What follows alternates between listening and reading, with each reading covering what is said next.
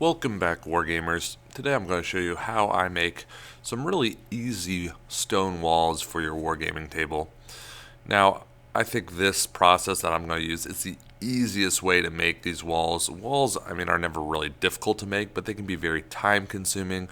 You either have to mold them or, actually lay like brick and mortar with small stones, or you have to carve them out of foam. All of these are very time consuming to make, especially if you're making a lot of walls. The method I'm going to use is a little bit different. I'm going to use this piece of foam board here as kind of a backing, and I'm going to glue flat small stones to the outside of it to give it the kind of illusion of being a stone wall. So it will take a lot less time carving, or there'll be no need to make molds or anything like that, and you'll be able to get some walls on your table pretty quickly. So first thing I'm going to do is I'm going to cut out my piece of foam here. It's about 6 inches by about an inch tall, just enough so that it's about shoulder height to my 28mm soldiers. And then after that, I'm going to cut out the base for the wall, which I'm using vinyl tile here, and I'm going to cut these 6 inches by an inch and a half, just so that there's a little bit of ground on either side of the wall, which will help stabilize the wall when you put it onto your table. So after I cut out the tile here, I'm just scoring it with a sharp blade and then breaking it off. You'll see I'm going to cut it at an angle here, and I'm going to do that so that my walls can be modular, that I can fit them together to be either corner pieces or kind of just middle lengths of wall. Either one will be fine.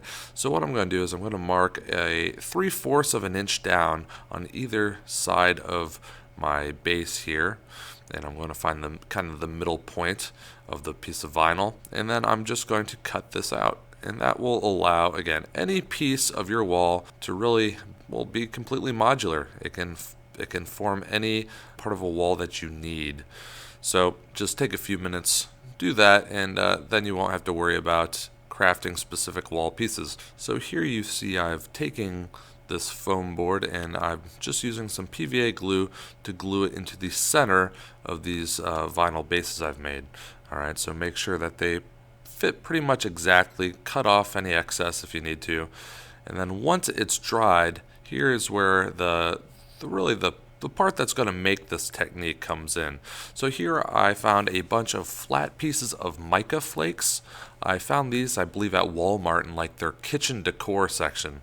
I'm not sure where else you can find it. I've seen these at other craft stores too, and they're really thin little flakes, if you see here. So when I glue them to the wall, they won't jut out. I've seen this technique used on a blog before, and while I like the technique, they just used like big round pebbles and glued it to the side, and I thought it didn't look quite that nice. But here, if you look at a piece that I've had glued down and dried, once I get this primed and painted and dry brushed, it's going to look like a stone wall. I think it has a very nice silhouette and very nice look to it. So now I'm going to add a liberal amount of PVA glue to the side of my foam board in order to adhere those thin pieces of stone. Do not skimp on the PVA for this step. I put down an extra thick layer so that as the rocks are drying, they don't slide around the foam board and mess up kind of the meticulously set pattern of rocks I've put down. So next I'm just going to sprinkle a variety of rocks over it with no really rhyme or reason. The reason I do this is so that it kind of has a natural look to the woodwork. Some of the rocks will fall in places and I'll just keep it there, and it'll look, again, not like it's there's a pattern in mind. It'll just look naturally made. So now I'm just moving around the pieces of the mica flake into positions that I like, leaving a little space in between each rock. And you do want to make sure, though, that you have pieces of the rock jutting out over the top of your foam. You don't want that straight edge at the top of your wall. It will look really unnatural. So I make sure that a little bit of that rock is hanging over the top lip of my wall, and then I'm just finding the correct pieces that give a good look to my wall.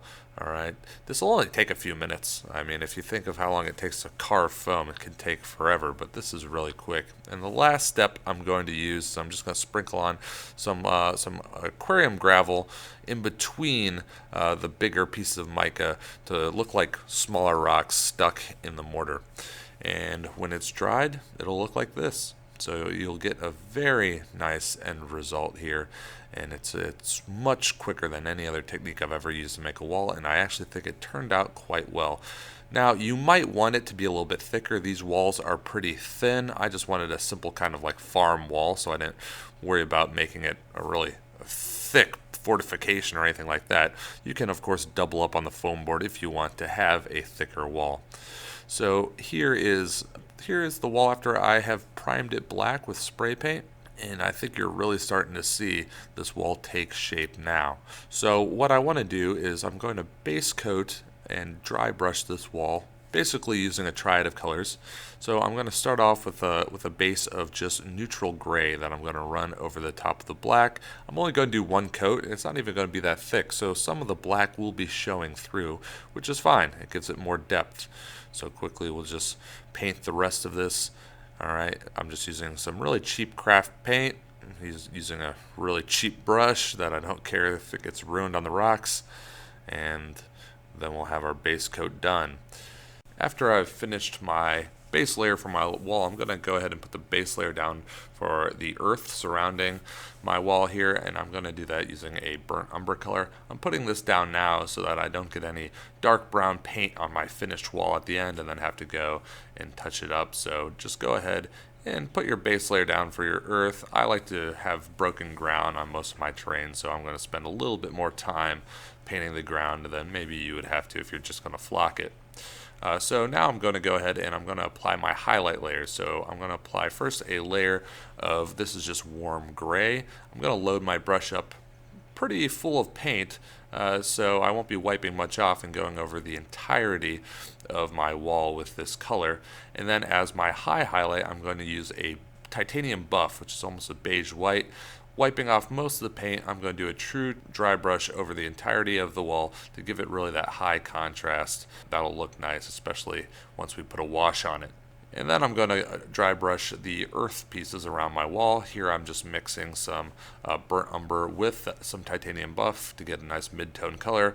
And I'm going to overbrush all the edges of my wall with that. And then finally going over the ground with just a really light dry brushing of the titanium buff. And then I'm going to start washing my wall. So I'm just going to use a pure black wash here. I'm going to be pretty liberal with this application. Alright, I want to darken the wall down quite a bit to give it a nice weathered look. And so here is the final product. Alright, now it's a little bit darker than I actually wanted. I applied a little bit too much wash, but no worries. We're going to go over it with one last dry brush of some titanium buff to lighten it up and give it some more high contrast, which will look good in the end. So just going to go over all the edges of my wall with this really light coating of buff titanium. I wiped off most of the paint, so it is a really, really light dry brush, but you can see it has a pretty good effect there in the end. So last thing I'm going to do is add some flock and vegetation to my walls. Now I want these walls to be able to be used in a variety of different war games. I want to use it for Age of Sigmar. I want to use it with my Romans who are fighting in Northern Europe and in the Mediterranean areas.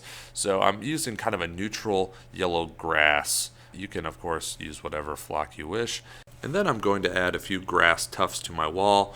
If you've seen any of my videos, you know that I am excessive with my vegetation. So I'm going to keep that tradition alive and just add a few army painter tufts around the wall. I think it looks good. It gives it a little bit more depth to the grass. And so there you go. There's a finished wall segment. And here is the finished product, and I'm happy to say that this will be a welcome addition to my wargaming table. I think as far as modular walls go, these turned out great, and I think that this technique of gluing down pieces of rock to a backing of balsa wood or foam board is much quicker and time efficient to make than if you're molding walls, or if you are carving them out of foam, or even if you are gluing them painstakingly stone by stone together. And I think I'm going to be making some more of these in the future. I really did like how these turned out, and the possibilities with this are endless. Anytime you need any stonework on any terrain, you can use this technique and get a pretty convincing effect after it's all painted up. If you enjoyed this video, please do like and subscribe to my channel. I'll be coming back with some more wargaming tutorials soon, so I will see you then.